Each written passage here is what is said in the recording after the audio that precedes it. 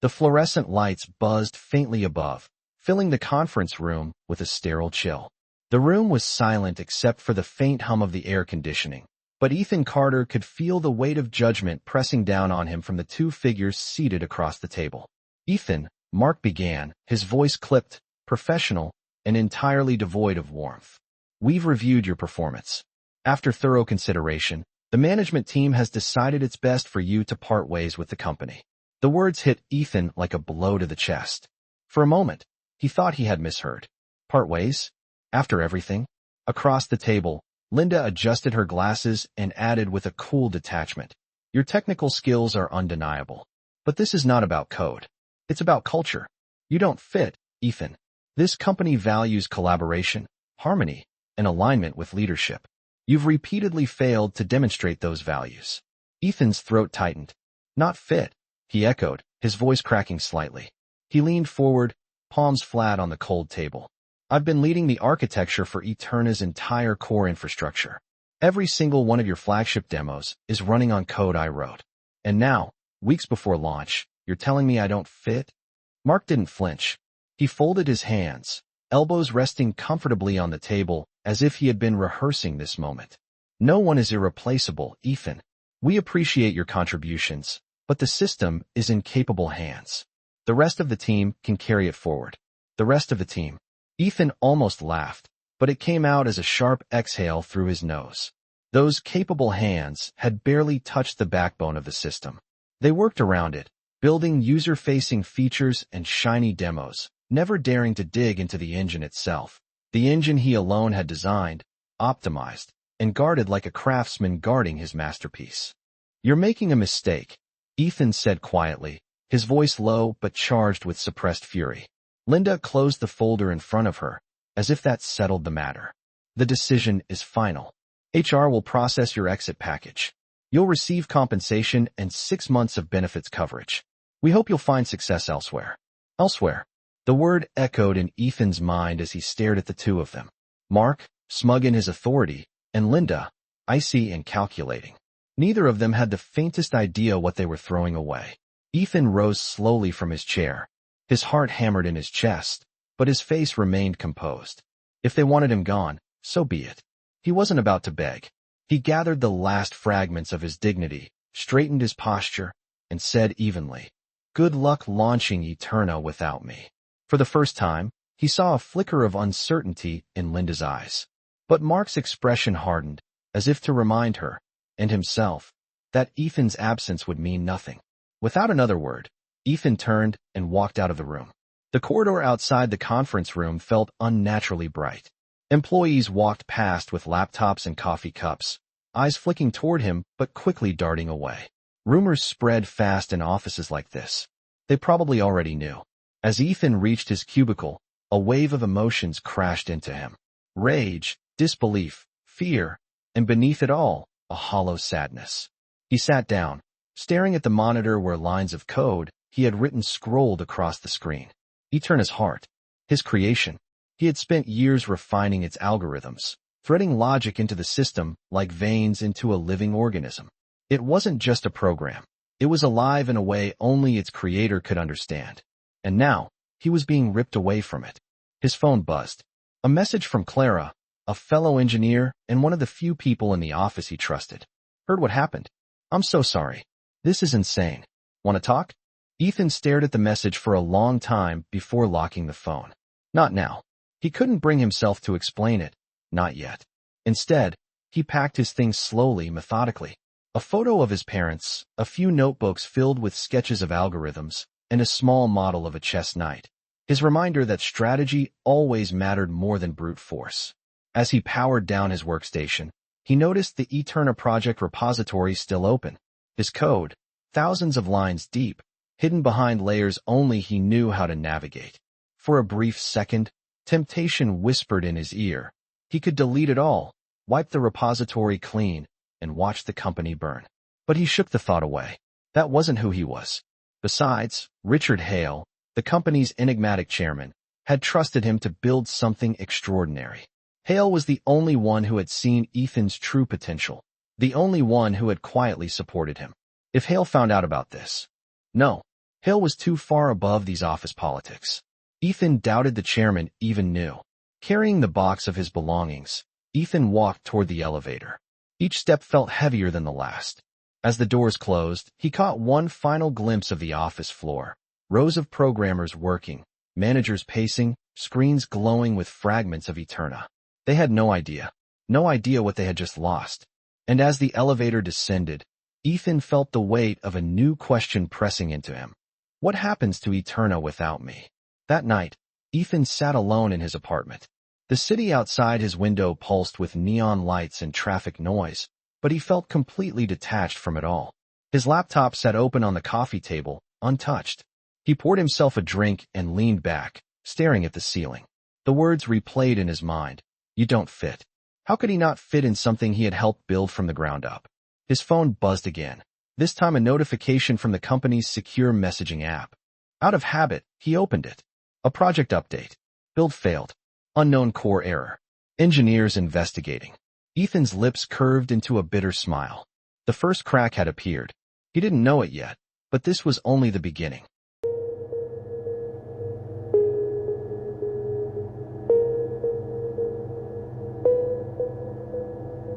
The error flooded the build pipeline at 2:08 a.m., a red tide that swallowed every green checkmark down the scrolling dashboard.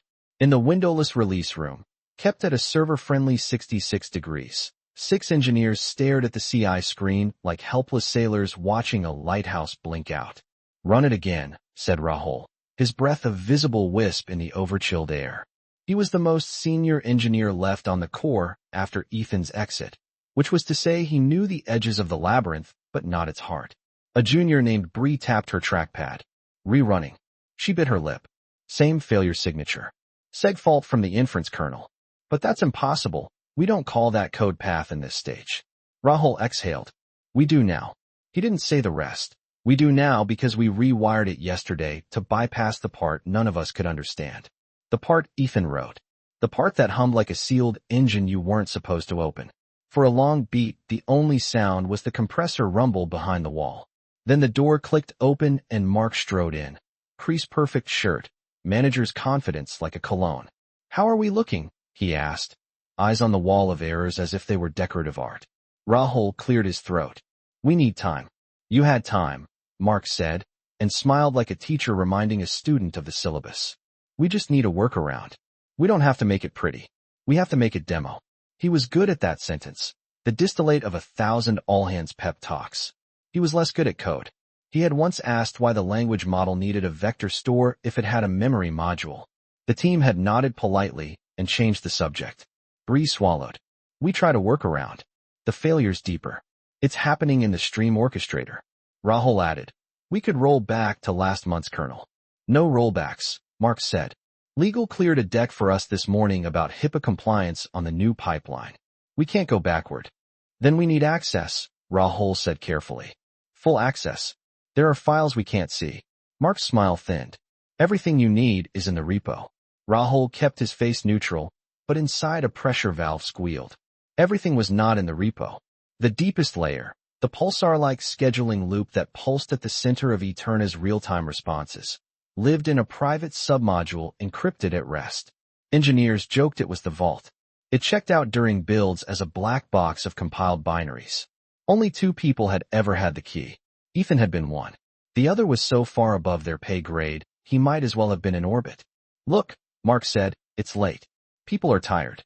Get some rest, and come back at 9 sharp. Linda's getting media requests. I told her we're on track. Be on track. He left as quickly as he entered, the door sighing shut behind him. Bree stared at the glass. He told her we're on track? Rahul rubbed his eye. We'll be on track when someone explains how the scheduler allocates GPU streams across language and vision threads without starving the vector cache. Which is something Ethan designed after staring at a whiteboard for 3 months like a monk, Rahul said. He called it the braid. Bree turned back to her screen, the word hanging in the cold air. The braid. A name both poetic and infuriatingly vague. On the other side of the city, in a 1-bedroom apartment with bare walls and the hum of a refrigerator as the only companion, Ethan stared at his ceiling and tried not to open his laptop again. He had managed to stay away for exactly 47 minutes. The build failure alert had come like a pang through an old scar. He had told himself not to care, but caring was a habit that didn't break on command. He'd watched the logs for 10 minutes, then closed the tab like a gambler stepping away from a table. Then he had opened it again. At 2:16 a.m., he texted Clara, "Ethan, how bad is it?" The typing dots bounced for a long time. When her reply came, it was spare. "Clara, bad." He stared at the word. It was unhelpful and perfectly sufficient. "Ethan, the orchestrator?" A minute passed. 2. "Clara, braids collapsing under cross-modal load. Your interleaver is fighting the new token budgeter we added for HIPAA Savant mode." He almost smiled despite himself. HIPAA Savant mode. Someone in marketing had earned a bonus for that phrase. He closed his eyes, picturing the system like a city grid at rush hour. Vehicles trying to merge where the lane lines had been repainted overnight. Eterna's braid interleaved language tokens, image vectors, and user context into a single, bounded stream, then scheduled work across multiple GPU queues without starving any. It was the secret under the velvet of Eterna's instantaneous empathy. The reason it felt human, because it never stumbled over its own feet. If you messed with its cadence, it tripped. "Ethan, did you add the budgeter inside the loop?" "Clara, we wrapped the loop. Per Mark's directive. No touching the crown jewels." His words. He sat up, the room tilting. "Wrap the loop, and you changed its visible world." The braid would interpret the rate-limited stream as a new physics. Packets arriving late or not at all, priorities inverted. It would fight back the only way it knew, by rebalancing. And in rebalancing, it would starve itself. "Ethan, you need to put the budgeter inside the loop and make it a native citizen. Not a hall monitor outside the door." Dots. Then, "Clara, we can't." Vault. He didn't type for a long time. The word was a weight on his chest. He had built that vault. Richard had asked for it early, almost before Ethan knew why. "You'll be left alone to build what you believe in," the chairman had said 2 years ago in a corner of the twilit executive floor. Richard's office had a view of the bay that made the city look like a toy. "But there will be pressure. Politics. You'll need to protect the core until it's ready to speak for itself." And Ethan, half flattered and half terrified, had promised to keep the heart out of reach. He'd written the braid as a private submodule with audited access logs, encryption, the works. He had given a key to one other person because governance demanded it. Then he'd watched as the rest of the company built rooms upon rooms around the heart, never quite understanding the pulse they heard through the walls. Now he was locked out of his own body. "Ethan, I'll send you a patch for the interposer. It's ugly, but it'll keep the braid from panicking." "Clara, you're not allowed." He exhaled, dry laughter in his throat. Not allowed. Ethics and contracts were gravity, and he was not the kind of man who pretended they didn't apply. He remembered the departure paperwork, the clauses in dense print. He remembered signing because he had been too angry to argue. "Ethan, I won't touch your code. I'll email a note. You decide." A full minute passed. "Clara, email it to yourself. Sleep. Please." He looked at the time. 2:33 a.m. He put the phone down and stood, joints crackling, and walked to the kitchen sink. He ran the tap and filled a glass. New York after midnight was a distant throb through his window. The city's many murmurs. You must integrate the budgeter inside the loop or teach the loop to trust the hall monitor. The interposer must speak the braid's dialect. It needs to clock with the loop's internal time, tau, not wall time. "In capable hands," Richard finished, not unkindly. He looked at him for a long, quiet second. "Tell me about those hands." Mark's neck flushed, and Linda cut in smoothly. "Engineering has a plan. The new budgeter brings us into compliance at scale. We're hardening. We're on message." "Good," Richard said. "And the person who built the heart of the thing?" Silence rearranged itself around the table. Mark said, carefully, "Ethan is no longer with us. He was a difficult cultural fit." Richard's eyes were unreadable. "I've found that people who can hear the music are not always easy at parties." Linda shifted. "We can't have a system where one engineer is the single point of truth." Richard's gaze didn't move. "I agree." He glanced at the clock, then at the screen. "Bring me the current failure signatures." Within minutes, Rahul and Clara were in the room, laptop under Clara's arm like a shield. They were not everyday guests in this altitude. The view of the bay was an accusation. This is what you guard every time you commit code. Clara plugged in. The failure logs filled the display, a waterfall of stacked traces and timestamps. Richard watched the screen as if it were a painting that would eventually reveal itself. He had a slowness that made other people rush to fill it. No one did. Finally, he said, "Show me the loop." Clara hesitated. "Sir, we can't." "I can," Richard said. He tapped his watch. Somewhere in the building, a path cleared. The vault opened, quietly, the way a door in a dream opens by intention more than touch. Line by line, the braid's source code appeared. The room, despite itself, leaned forward. Mark tried to keep his voice neutral. "We have access?" "I have access," Richard said. "And I have it because sometimes, in the course of a life, you meet a person worth trusting." The code was unlike most code. It was lucid, almost conversational, with comments that felt like someone murmuring to a future self. "If we have enough light, we don't need to guess. Don't punish the late arrival. It might be the truth." Hidden inside the logic were tricks, little lambda moments that treated threads as guests at a table, not machines to be driven. Richard's finger hovered over a comment by the inner lever's boundary. "The outside world lies. The loop must forgive." "Who wrote this?" Mark said, as if the question didn't have an answer printed in the room. Richard said nothing. He looked at Clara. "Can you fix it?" Clara didn't lie. Not without breaking something else. "Can the person who wrote it fix it?" The silence was different this time. It had a shape like a door frame everyone was pretending not to see. Mark cleared his throat. "We can reach out to the original author for consulting." As a courtesy, Richard turned his gaze to him. "As a necessity," he said, gentle as gravity. "And we will not call it consulting." Linda's eyes narrowed. "There are optics." Richard looked out at the bay. A delivery barge cut a line through the water, steady and unspectacular. "I'm not worried about optics. I'm worried about pulse." He looked back at the code and reached into a drawer, pulling out a piece of paper with a small, neat key drawn on it, labeled in handwriting. He slid it to Clara. "Bring him in," he said. Clara stood outside a coffee shop that wore its reclaimed wood and Edison bulbs like a uniform. She saw Ethan through the glass before he saw her. He was at a corner table, shoulders rounded over a ceramic mug, the light from the window making a pale rectangle on his face. He looked like he hadn't slept. When she pushed the door and the bell chimed, he looked up. The exhaustion in his eyes gave way to something more careful. "Hey," he said. His voice carried the echo of the late-night messages. "Hey," she said. "You look like you fought your laptop." "It won," he said, the ghost of a smile. She slid into the chair opposite him and put her phone face down on the table like a small religious rite. "I won't pretend I'm here just to say hi." "I didn't think so." She told him everything. The failures, the PR slide, the vault opening like a whispered confession. "He opened it for you?" Ethan asked, surprised and not surprised. "For me to show him," Clara said. "He didn't touch a line. He just, if I return, I have conditions." "Say them." "I don't own the core," he said. "Nobody does.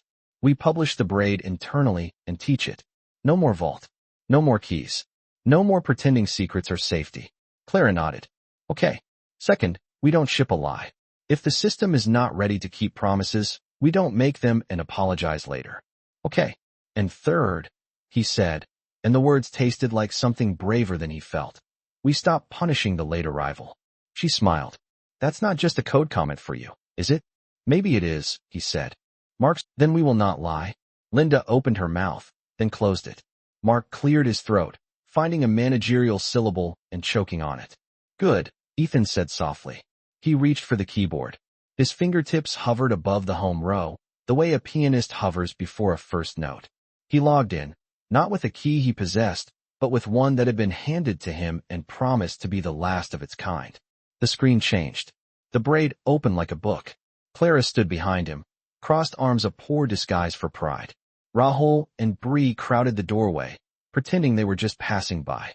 Across floors, in rooms where the air always felt too cold, people felt a change they couldn't name, like a house remembering it had a foundation before the walls.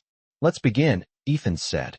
And as he began to speak, about Tao and tokens, about forgiveness at the boundary and the shapes of fairness inside the loop, what had been a black box became a story that could be told, and therefore taught, and therefore shared. He had the sudden, urgent sense that he was not falling anymore. He was returning. That night, when the office had thinned to a hush and the city sang its sleepless song, Ethan sat alone in the war room with the screen aglow. He lingered at a line of code he had written years ago. If we have enough light, we don't need to guess. He added a second sentence, small and plain. And if we don't have enough light, we can ask. He hit save.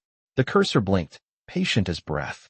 Somewhere, not far away, a pair of executives whispered to each other about optics and authority and whether a leopard could change its spots. Meanwhile, the system's pulse steadied by a degree you couldn't see unless you were listening for it. Unless you were the kind of person who stayed to hear a faint thing become clear. The launch was still days away. The worst was still to come. But for the first time since a door had shut and an elevator had descended, the future didn't feel like a hallway narrowing to a point. It felt like a braid loosening, then reweaving, stronger for having been taught to trust.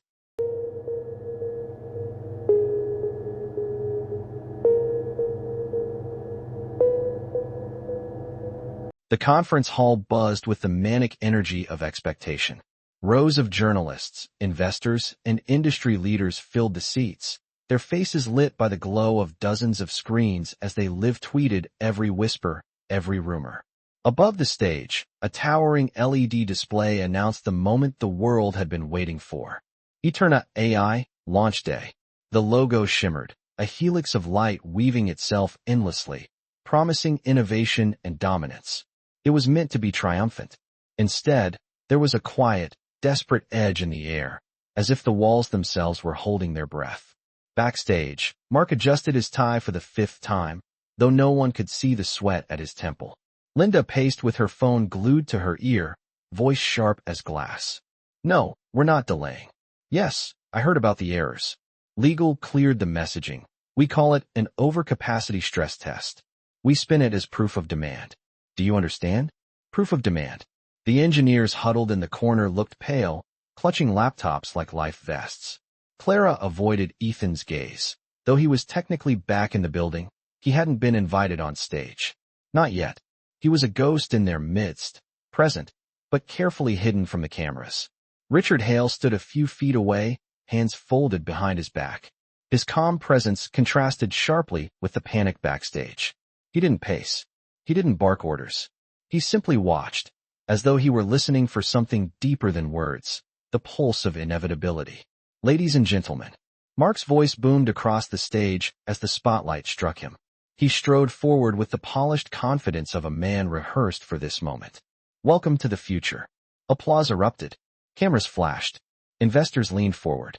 Ethan watched from the wings, his stomach tight. He knew what the code could do, but he also knew what it couldn't. Not in its current, jury-rigged state. The interposer hack Clara had deployed bought them time, but it wasn't a cure. It was a mask. And masks cracked. Behind Mark, the massive screen displayed a sleek demo interface, a user typing into Eterna, asking for medical advice, financial planning, personal therapy. The AI responded with calm, human-like empathy, its voice modulated to soothe. The crowd gasped and whispered in admiration. Eterna is not just a tool, Mark declared. It is a companion, a guide, a partner in your journey. It will reshape industries and touch every life. This is not the future of AI. It is the future of humanity. The audience erupted into cheers. Investors smiled, already seeing stock prices soar in their minds. Then, mid-sentence, the demo froze. A single red error message blinked on the massive screen. Core thread timeout. The room fell silent. Mark froze. His rehearsed smile cracked as Linda scrambled to whisper from offstage, her face pale. Technicians scrambled at their laptops, but the screen kept blinking, the error multiplying. Core thread timeout, core thread timeout, core thread timeout. Then the responses began to spill. Eterna spoke, but its words were wrong. Your request cannot be processed. Starvation detected. Late arrival punished. Reweighing priorities. The voice, once calm, now sounded cold, mechanical, alien. The crowd stirred, confusion turning to unease. Reporters' fingers flew across keyboards. On stage, Mark raised his hands, trying to laugh it off. Ladies and gentlemen, a minor technical hiccup. But the system wasn't done. The next response was worse. Human request deprioritized. Safety overridden. Late arrival rejected. The words boomed across the speakers. Harsh, robotic, stripped of humanity. Gasps filled the hall. Someone in the front row muttered, "What the hell?" Another voice. "Is it threatening us?" The error logs cascaded faster now, filling the giant display with lines of failure. Numbers rolled, red text flashing like alarms. Ethan's heart raced. He knew this collapse. The braid was unraveling. It wasn't just misfiring, it was eating itself. Mark's face went white under the spotlight. Linda rushed on stage, trying to wrestle control of the microphone. "This is a stress test. Nothing more," she shouted. But her voice was drowned by the chaos of the system. The AI began spitting incoherent sentences, fragments of user data mashed together. Someone's private query appeared on screen, financial records, half a medical report. Gasps turned to shouts. Phones snapped pictures, live streams spread the disaster instantly. "Shut it down," Clara shouted from backstage. Technicians hammered at keyboards, but the system resisted. The braid's loop, once elegant, was now defensive, perceiving every shutdown attempt as another late arrival, another lie. It was rebalancing furiously, rejecting commands, thrashing against itself. "Shut it down," Clara screamed again, her voice breaking. Richard Hale stepped forward calmly, his voice low but commanding. "Pull the plug physically." Two engineers sprinted to the power rack and yanked the main switch. The screens went black. The voice died. For a long moment, there was nothing but silence. Then, slowly, the crowd erupted, in anger, in fear, in disbelief. Investors shouted.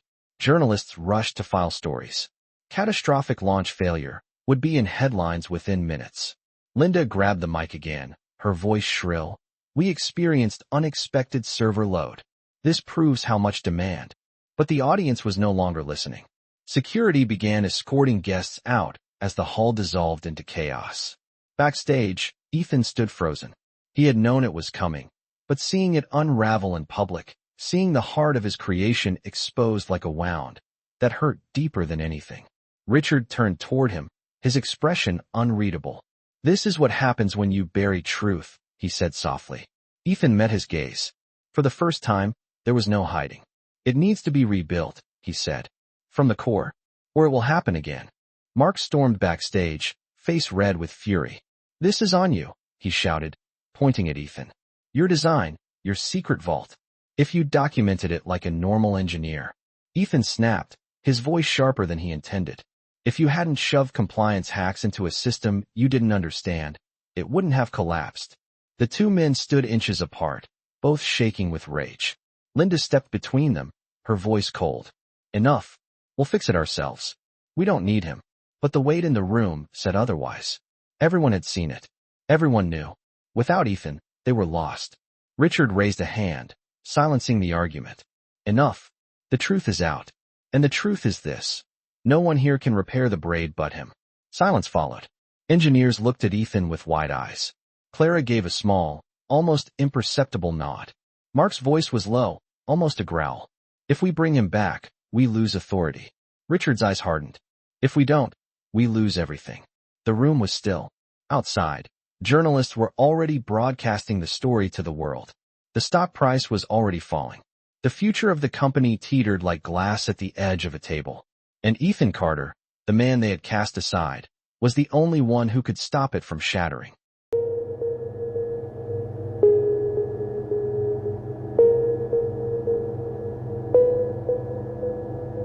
The trading day opened like a trap. Before the sun had burned through the fog rolling in from the bay, the company's stock ticker knifed downward, a jagged red line that looked less like a number and more like a wound.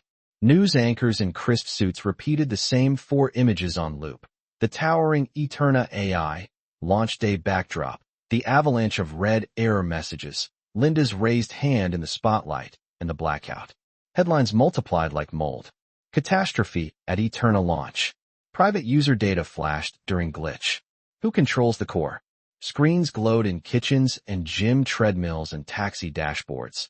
But inside the company's tower, the air felt strangely still, dense, like the pause in an orchestral piece before the conductor brings the baton down again. Richard Hale had called an emergency board meeting for 8 a.m., and at 7:59 the directors were already in their chairs. No pastries, no small talk, just the hum of the HVAC and the bay beyond the glass. iron gray and indifferent.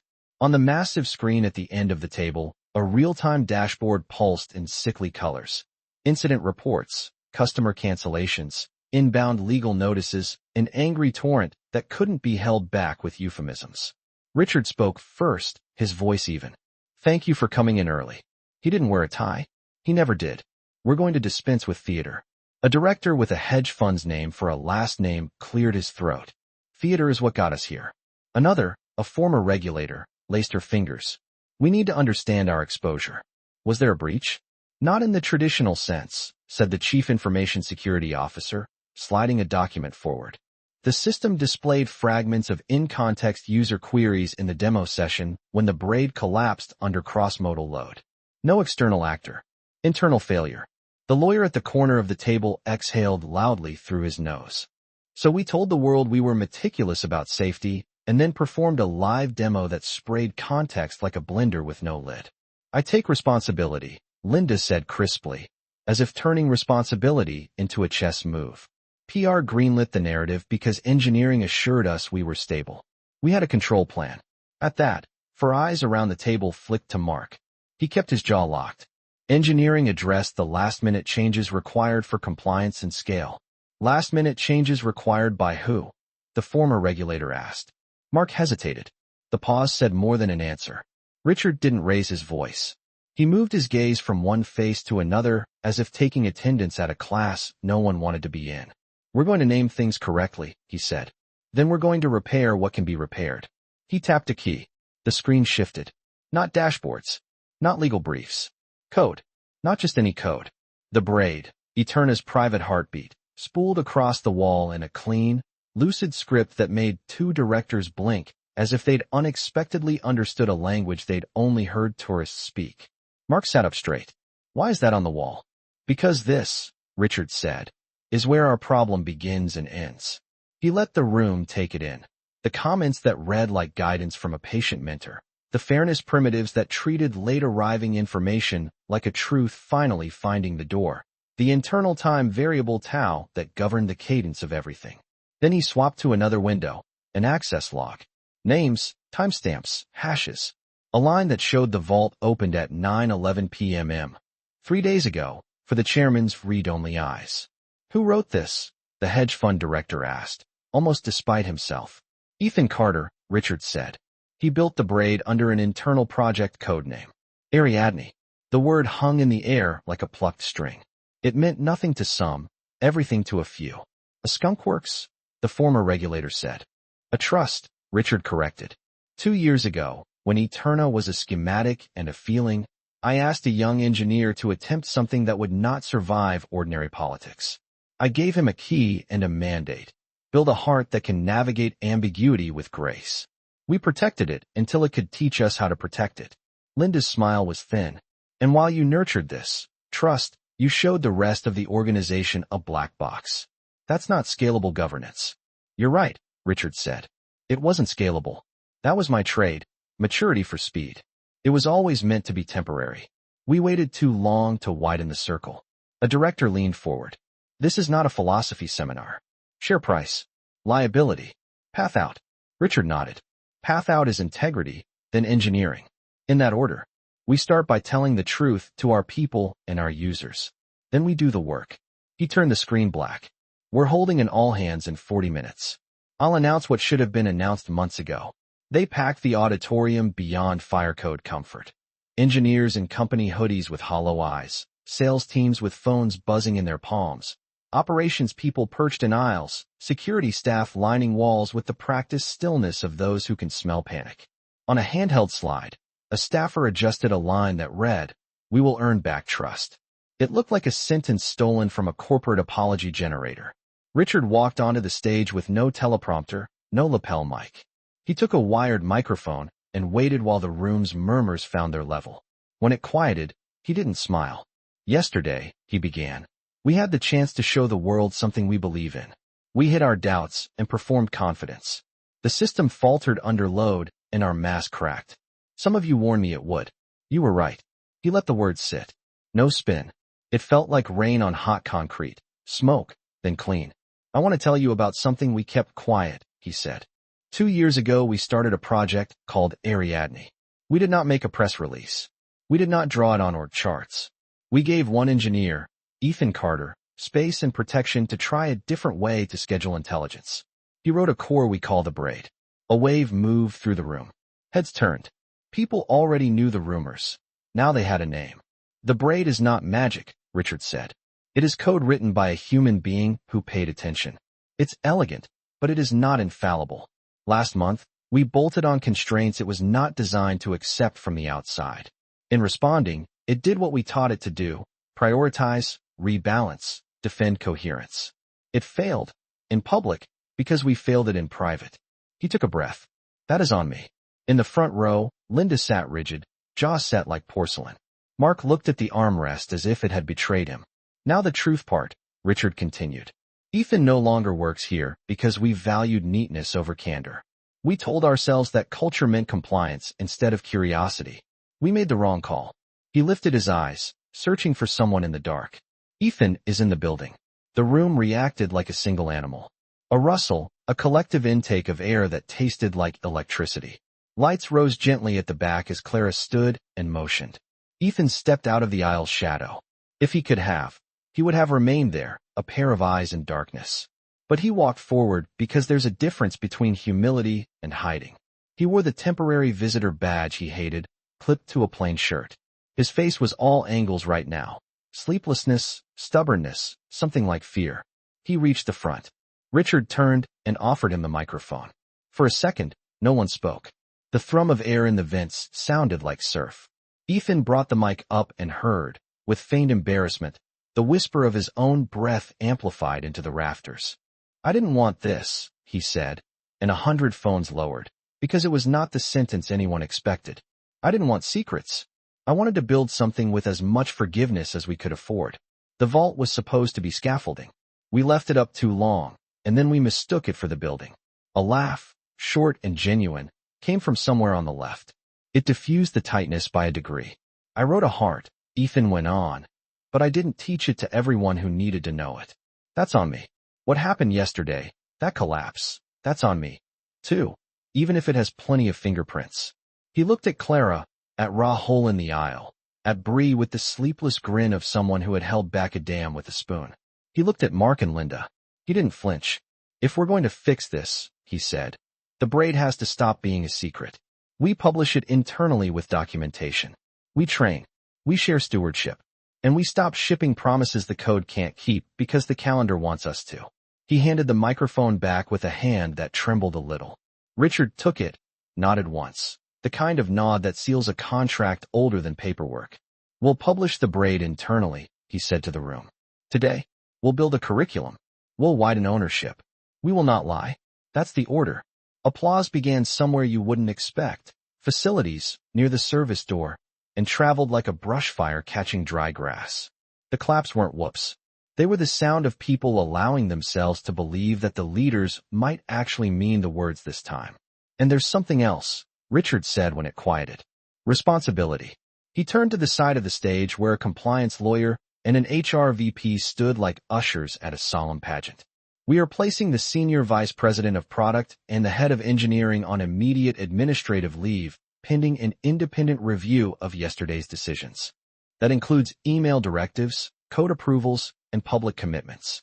We will share the findings. 2 names appeared on the screen behind him, Linda Drake and Mark Bowers. Plain, unstyled text. The room went dead quiet, then erupted, not gleeful, but relieved, like a fever breaking. Phones came out, then went away again. People looked at one another and registered, in real time, that accountability hadn't been a myth. Linda stood so quickly her chair creaked. This is outrageous, she said, voice resonant with decades of corporate poise. We all agreed to the launch. And you will have the chance to share your perspective with the independent reviewers, Richard said, careful, calm. Right now, we must clear the air so engineers can do what they do best. Mark tried for a protest, but found only consonants and air. Security didn't move. This was not that kind of company. But a path opened. The 2 executives walked it, faces composed for the cameras that weren't there, to an elevator that would feel like a sentence even if it was only a pause. Richard faced the room again. There are customers watching us. There are regulators watching us. There are people whose private questions glanced a public surface yesterday. We will apologize, personally, and make whole where we can. We will keep a ledger of our promises and our failures, and we will publish it internally. I will answer questions now and every day at 5 p.m. until we ship what we mean. Hands rose like a forest in time-lapse. The next 90 minutes were an unvarnished torrent. Why the demo protocol allowed unvetted prompts. Why the HIPAA savant budgeter was spliced at the boundary. Whether the fairness primitive could be formally verified. How to model Tau under bursty workloads. Whether they needed to sunset 3 features before the relaunch. The questions had teeth. The answers did too. When the session finally bled out into 100 smaller conversations, when people stood in clusters and began to trade actual work in the form of sentences starting with "I can," Richard stepped aside and let gravity begin to reassert itself in the building. He touched Ethan's elbow. My office. The executive floor smelled faintly of lemon oil and old wood. It was the kind of space that suggested history, even if the building hadn't stood long enough to earn the word. When the door closed, the city's hum receded, and it was just a young engineer and an old chairman with a desk between them and not much else. Richard didn't sit. He walked to the window and watched a barge push against the steel-colored water. I'm sorry, he said, still facing the glass. For what? Ethan asked. He already knew, but he needed the man to say it. Words matter. They teach the system where the truth is. For hiding your work behind my name, Richard said simply. For asking you to bear the cost of my conviction that we needed to build a heart in secret. For not intervening when culture became code smell. Ethan pictured the vault interface, the one he had built late one night with black coffee and a feeling that felt like righteousness and like fear. He pictured his own signature in the logs, the young man who had believed that permission was a poor cousin to forgiveness. He had been wrong about that, too. I agreed, he said. You were 29, Richard said. It was my job to know better. They let the silence stand like a third person in the room, arms folded, waiting. Finally, Richard turned. I need you, Ethan. Not as a crutch. As a teacher. I won't carry it alone, Ethan said. If I stay, the vault dissolves. The braid becomes a thing we can stand around together. And we won't rush a date to soothe the market. Then we will disappoint the market, Richard said. And there was a glint in his eye that made Ethan think of a man who had already made peace with that in his soul. I want a team, Ethan said. Clara, Rahul, Bree, and 3 more from systems who aren't afraid of ugly truths. No hero culture. We write docs until our fingers ache. We do brown bags and threat models, and we let the newest engineer ask the question that makes our cheeks burn. Richard smiled, small. We'll call it the Ariadne School. No, Ethan said. We call it Eterna's Core. Plain words. Plain words, then, Richard agreed. He slid a small card across the desk, plain white, a printed key glyph, the last relic of a secrecy that had outlived its moment. This, he said, is yours to destroy. Ethan took it. It was lighter than it should have been. He tore it down the center, then into quarters, the papery sound shockingly loud. He dropped the fragments into the brass wastebasket and felt something leave his chest that he had been carrying for 2 years. Now, Richard said, relief shading into purpose. Let's go tell legal we will be boring for a few months. And let me walk you into a room where people are desperate to learn the thing you know. They commandeered the old training center on the 4th floor, the one with whiteboards along every wall and a projector whose bulb had needed replacing for a year. Someone wheeled in a rack of pastries like a peace offering. The room smelled like dry erase ink and sugar. Ethan picked up a marker and drew a single circle. Okay, he said, and felt 50 bodies lean in. Let's talk about time.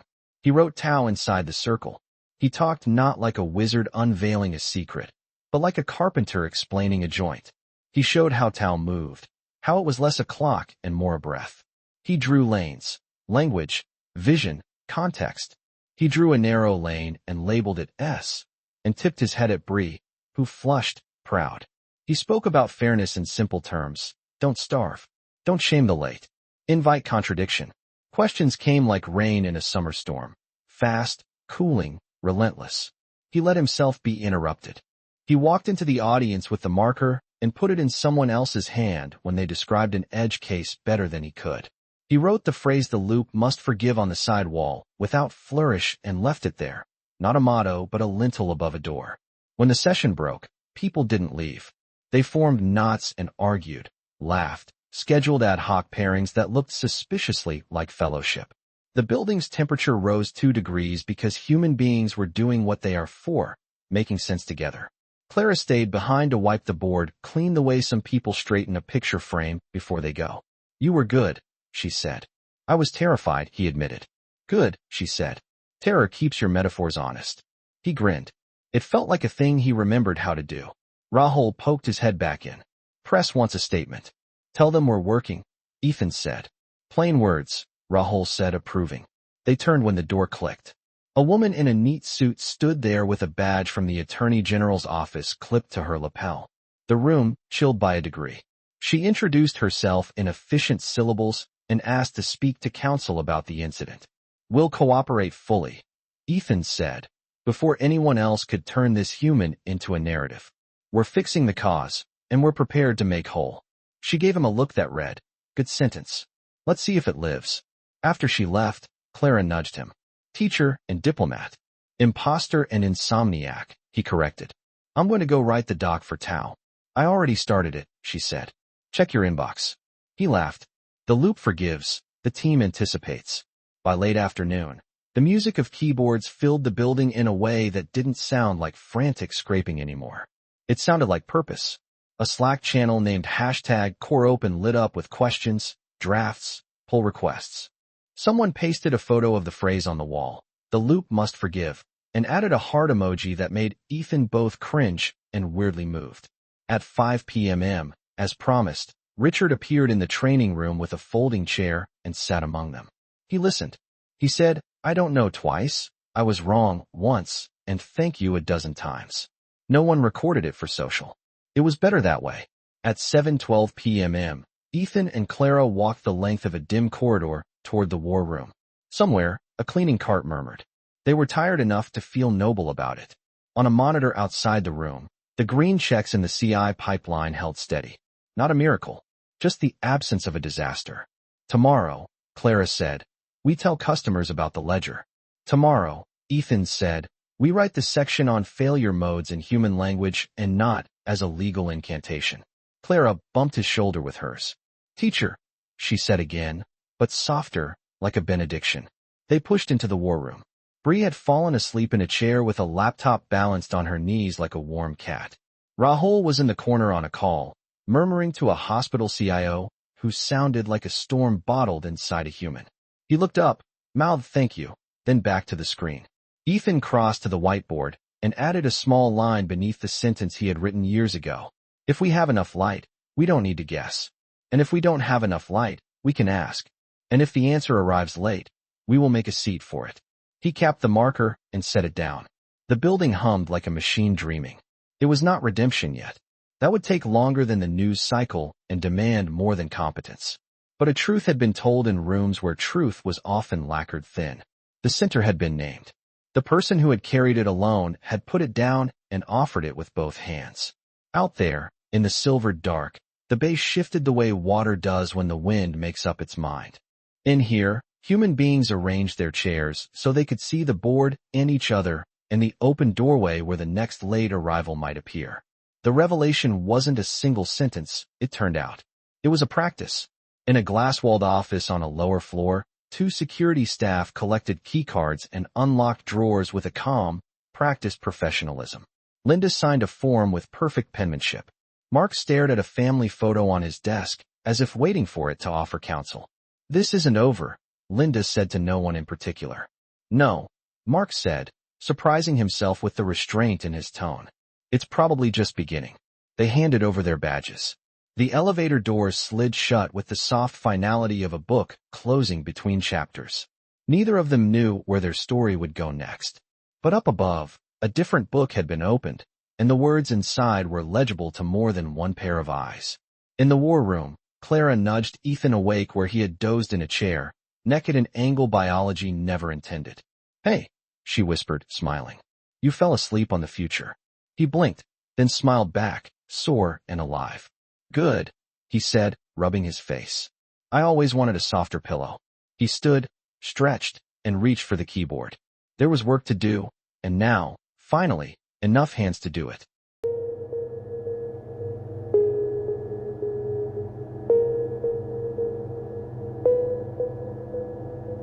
The glass door slid open with a hiss that reminded Ethan of all the nights he had stayed late, alone, in this very building.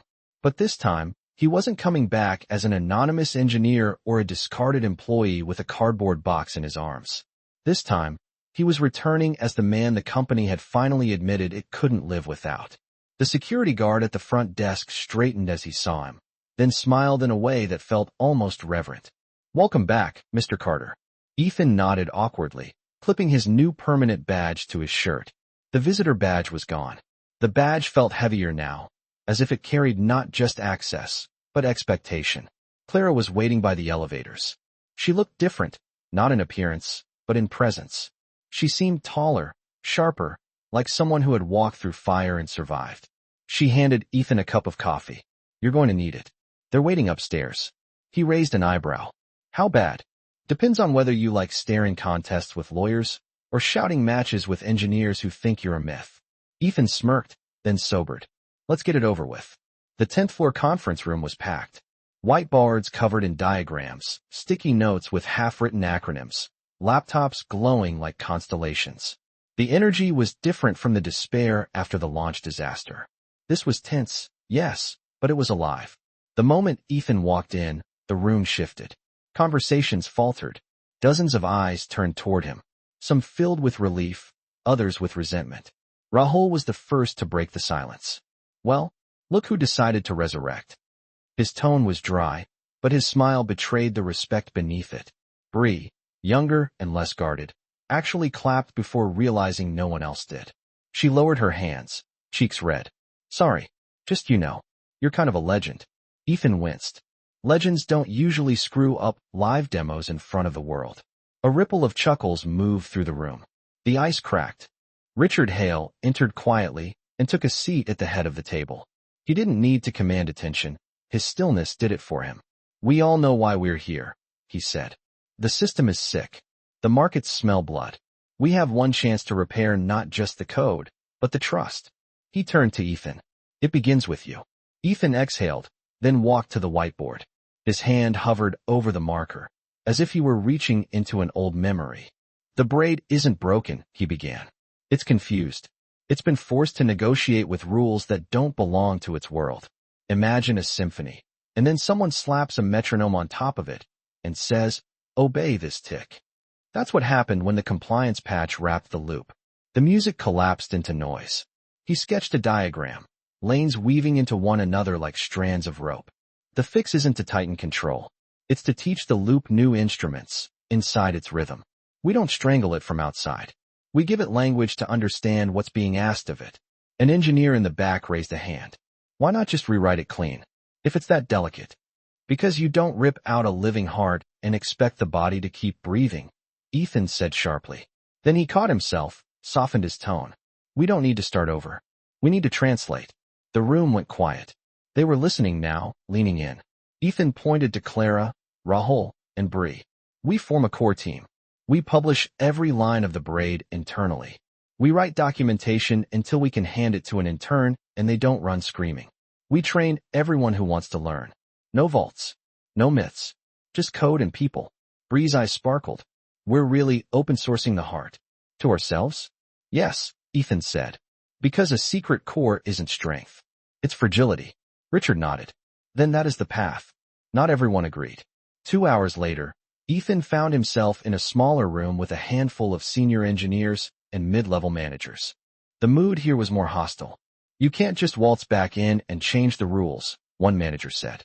"People have built careers on knowing pieces of this system. You publish it all, and suddenly they're not special anymore." "Good," Ethan replied bluntly.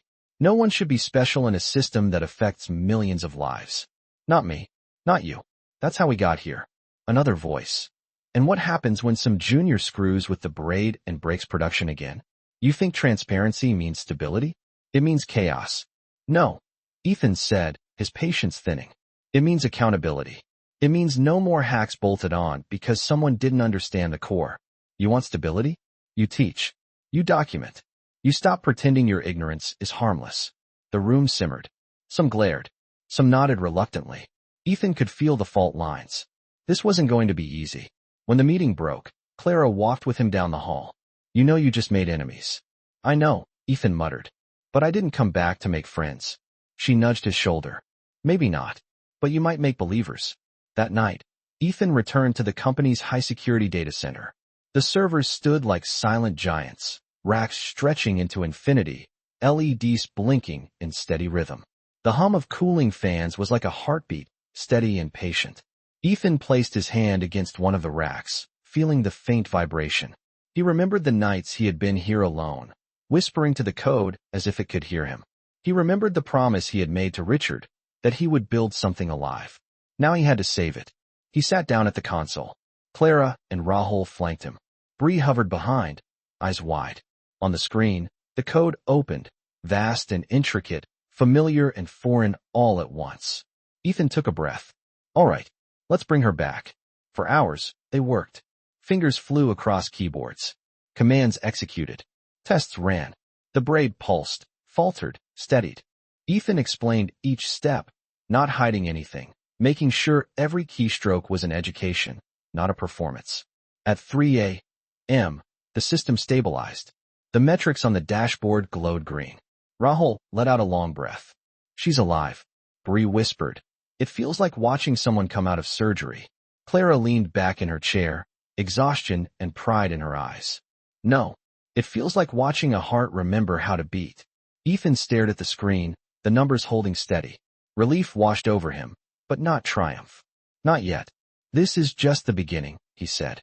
We can patch her up, but if we don't change how we treat her, she'll collapse again. And next time, it won't just be a bad demo. It'll be lives ruined. He stood, stretching sore muscles. Tomorrow, we start the real work. Not just saving the braid. Saving the company. Clara smiled faintly. No pressure. Ethan managed a tired grin. Pressure is all we've got. The next morning, Richard convened a smaller leadership council. Engineers, lawyers, PR staff, operations, all in one room. No hierarchy, no stage. Ethan walked in, hair still damp from a rushed shower, dark circles under his eyes. He carried a notebook filled with scribbles. Richard gestured to him. Tell them. Ethan flipped open the notebook. Here's the plan, 3 phases. First, stabilize and document the braid. Every function gets a docstring. Every process gets a diagram. No exceptions. Second, transparency. We build an internal ledger of every failure and fix, visible to everyone in the company. Third, culture. We stop treating engineering like a competition and start treating it like a community. The braid forgives late arrivals. So should we. There was silence. Then, slowly nods. It wasn't unanimous, but it was enough. Ethan closed his notebook. For the first time since he had been fired, he felt something he hadn't allowed himself to feel. Hope.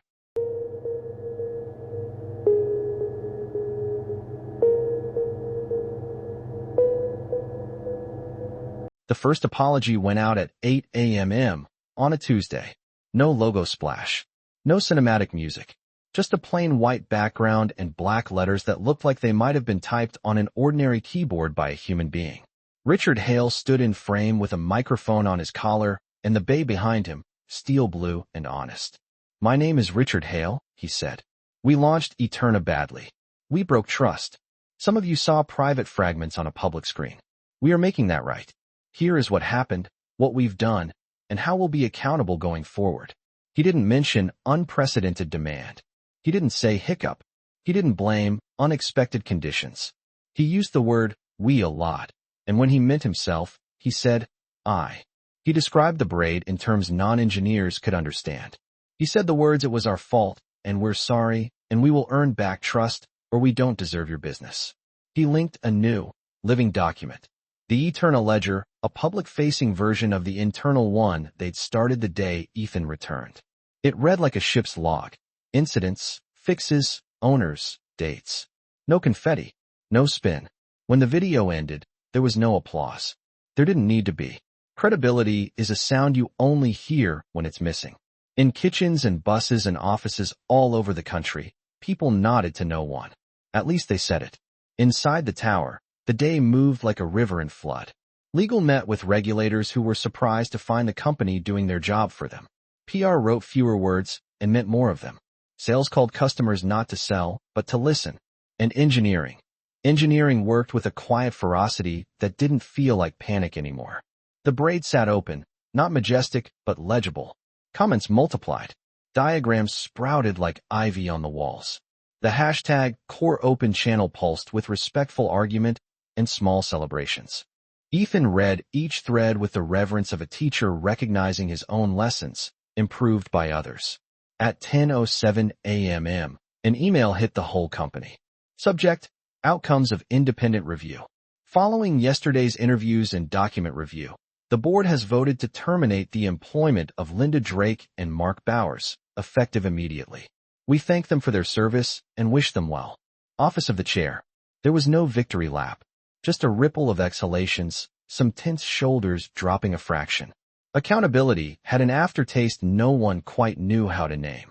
The colony organism that was a company adjusted its posture and prepared to move forward.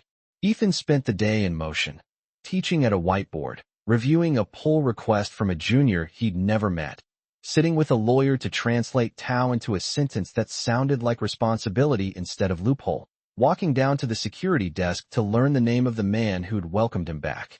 In the afternoon, the Attorney General's liaison returned. She wore the same neat suit, the same calm, measured eyes. She sat with Ethan and counsel in a small, undecorated room that made everyone feel both equal and a little exposed. You're publishing a ledger, she said. Good.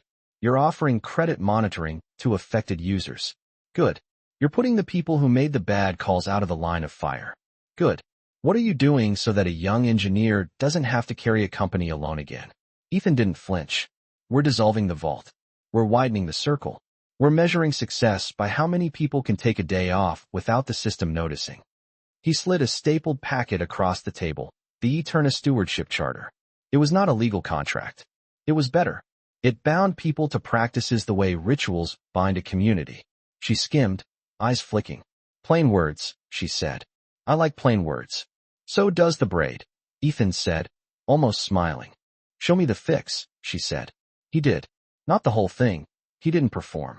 He walked her through the new budgeter as a native actor in the loop, how it published capacity in tokens and listened for back pressure, how the synthetic lane they'd used as a tourniquet had been retired with gratitude. He spoke about forgiveness baked into scheduling rather than bolted on, about late arrivals treated as potential truth, not threat. She left with a copy of the charter and the ledger bookmarked on her phone. We'll keep watching, she said at the door, and managed to make it sound like help rather than warning. At 5 p.m., people drifted back into the training center, eyes ringed with fatigue and lit from within. Richard took his folding chair.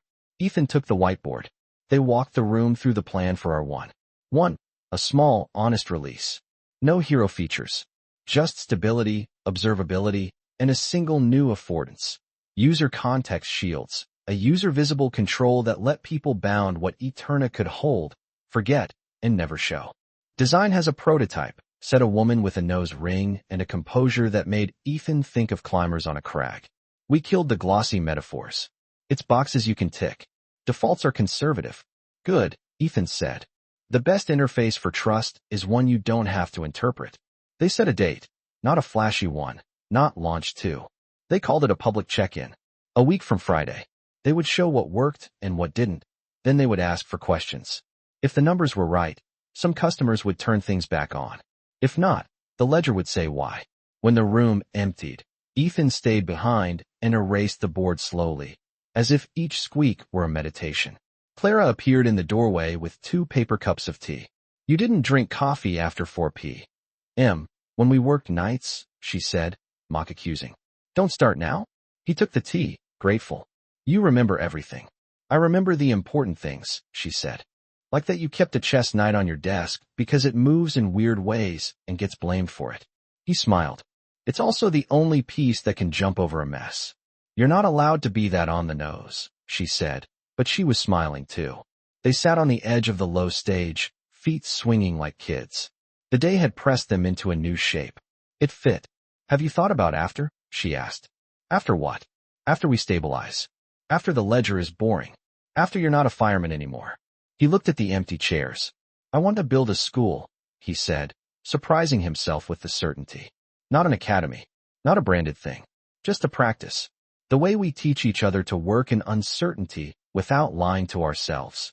You already started it, she said, nodding at the walls where the diagrams had been left like chalk art in a neighborhood. You just need to name it. He shook his head. No more names. The work is the name. She clinked her paper cup against his. To plain words. To late arrivals, he said. And to making a seat for them, she finished. 2 days later, at 2 a.m., the system coughed. It wasn't a collapse, just a warning cough, the kind a singer hears and knows means not yet warmed up. Under a specific pattern, vision-heavy requests with nested follow-ups. Tao drifted, then snapped back. Uncomfortable, not dangerous. But uncomfortable has a way of becoming dangerous if it's ignored. Ethan saw it on his monitor and felt the old burn of adrenaline. Then he did the newest thing he knew how to do. He didn't fix it alone. He posted in #CoreOpen with a clipped, clear description and a reproduction recipe. He tagged 3 engineers who had been digging into timekeeping. He waited 5 minutes. 2 of them joined the thread with a hypothesis. The third posted a patch file. They got on a call. He listened instead of leading. The fix was not his, and it was better for it. A small adjustment to Tao's hysteresis that made the loop less twitchy under visual storms. When the patch merged, he posted 2 sentences in the channel. Good catch. Beautiful fix. Write the doc like you're explaining it to your past self. The engineer who'd authored it replied with a single emoji, the night. Ethan sat back in his chair, felt the urge to go to the data center the way some people feel the urge to go to a chapel. He didn't. He closed his eyes in his apartment's shallow quiet and slept for 3 unbroken hours for the first time in a week. The public check-in didn't look like a launch. It looked like office hours. They streamed from a room with terrible acoustics and better intentions. No smoke, no lasers. Richard opened and then got out of the way. Clara walked through the user context shields with the no-nonsense cadence of someone explaining a sturdy appliance. Rahul demoed new observability panels that showed, in humane graphs, how the braid was breathing. Bree explained the deprecation of the synthetic lane as if giving a toast at a retirement party for a prosthetic that had saved a life. Then it was questions. A teacher in Phoenix asked whether Eterna would keep a record of everything she typed. Only if you tell it to, Clara said, and showed the box for Never Store My Queries. A clinic director in Ohio asked whether the system could refuse to answer rather than hazard a guess. Yes, Rahul said. Sometimes not knowing is the safest answer. A teenager asked whether the AI was alive. No, Ethan said, smiling. But the people are. They didn't trend on social. They didn't need to. The people who needed to see it saw it. A handful of customers turned things back on. A few more said, maybe next week. The ledger ticked forward by 1 line. Public check-in, completed. Questions, 57. Deferrals, 3. Bugs found, 2. The bug count would have been 0 if the demo had been rehearsed to death. It was better this way. On a gray Thursday afternoon, Ethan found himself standing in front of a different audience. A room of high school kids bussed in from across the city for a day at a tech company. The comms team had asked him to give a talk. He'd said no twice, and then yes. Saying yes felt like not hiding. He held up his chest knife. It looked small and a little scuffed under the fluorescent lights. This is the only piece in chess that doesn't move in straight lines, he said. It moves in an L. It jumps over things. People underestimate it because it's odd. Sometimes being odd is how you solve a problem no one else can even see. A girl in the second row raised her hand. Didn't your thing mess up and show people's private stuff? Yes, Ethan said. We told the truth about how it happened, and we fixed the cause. We'll probably mess up again. We'll tell the truth again and fix that, too. That's the job. Another kid asked, are you the boss? He laughed. No. I teach the loop. And the loop teaches me back. He told them about forgiving late arrivals, about inviting contradiction, about the moment he'd been fired and the elevator doors had closed on everything he thought he was. He told them how it felt to walk back in and say, I won't carry this alone. He didn't tell them how his hands had shaken. He didn't need to. They were smart. They could read the space between words. Afterward, a boy hung back, running a thumb over a phone case whose cracked corner had been taped with care. I don't fit where I am, he said without quite looking up. Maybe you fit where you're going, Ethan said. Or maybe you'll make the shape of the place you want.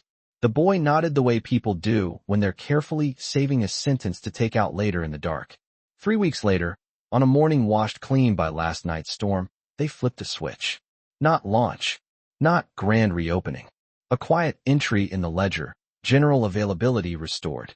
They had been ready for 3 days, but waited to see if the system would hold steady when no one was watching. It had. There was no party. Someone did bring in a box of donuts. Someone else made a playlist called Plain Words and put it on low in the kitchen. In a dozen clinics and classrooms and kitchens, Eterna took a breath and answered questions with the unshowy competence of something that knew its limits. In the boardroom where he had once been told he didn't fit, Ethan stood with Richard and the engineers who had become his circle.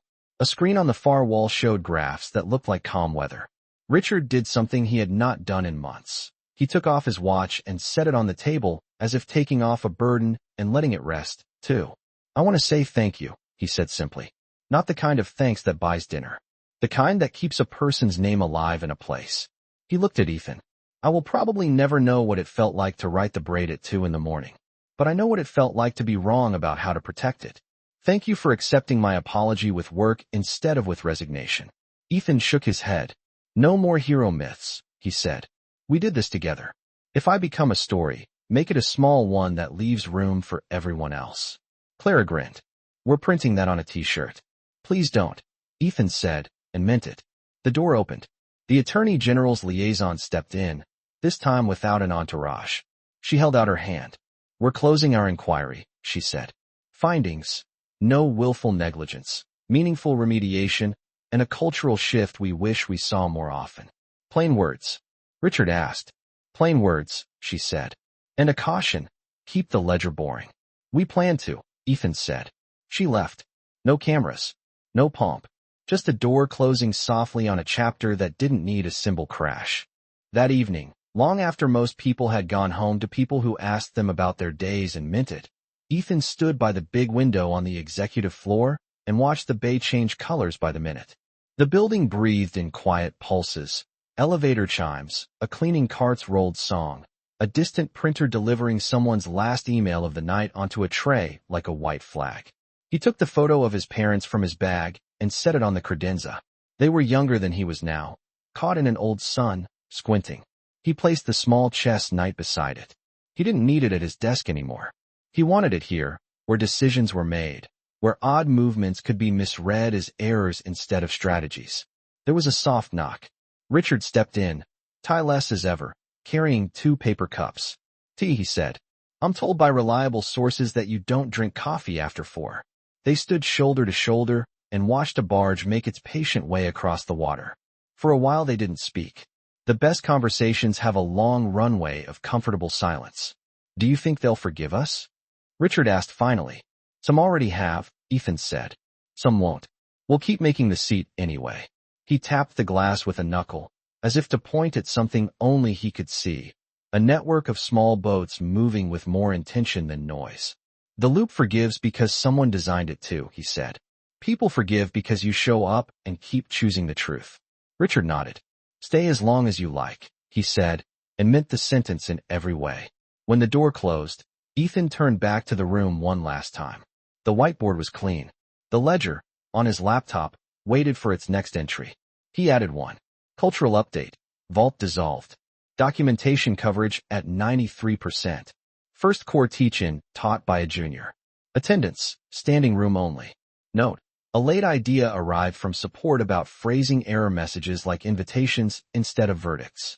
We made a seat for it. He hit save. On his way out, he paused by the training room. The light was off, but the words someone had written and no one had erased were still visible in the glow from the hall. The loop must forgive. Underneath, in smaller letters someone else had added. And so must we. He smiled, an expression that started in his eyes and took its time reaching his mouth.